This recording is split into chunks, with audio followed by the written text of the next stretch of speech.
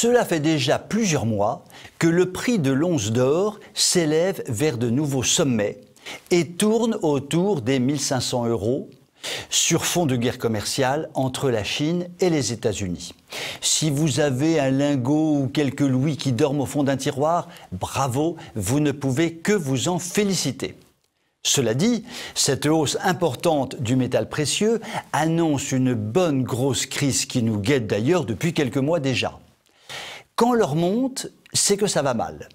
Inquiétude pour l'avenir, peur du risque, frilosité pour les investissements, toutes choses qui n'encouragent pas le développement économique. Et quand l'or monte si vite, cela est le signe d'une grande inquiétude sur la valeur des monnaies, qui peuvent perdre du pouvoir d'achat ou s'écrouler d'un seul coup. Eh bien, certains pays ont voulu assurer leurs arrières et font des achats réguliers pour arrondir leur stock.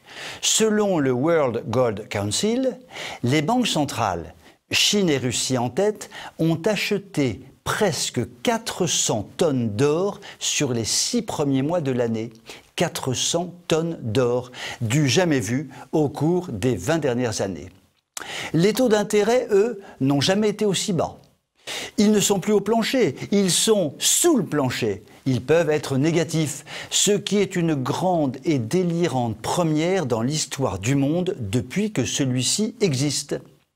Cela dans l'espoir sans cesse déçu de relancer une croissance moribonde. Tout cela engendre une crainte bien légitime, se traduisant donc par des achats massifs d'or. Lui, au moins, n'aura jamais de rendement négatif. Ce qui est désormais certain, c'est que l'ère de grands troubles économiques a bel et bien sonné et que le monde va payer durement son incroyable laxisme économique et monétaire. Même Alain Minc, le grand Alain Minc, est obligé de se défaire de son inépuisable optimisme et prône une sécurisation des investissements dans l'art, dans l'or et dans la pierre.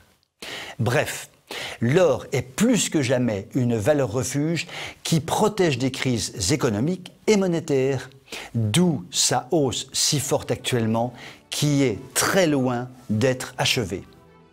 Vous pouvez m'écrire si vous le voulez. À très bientôt.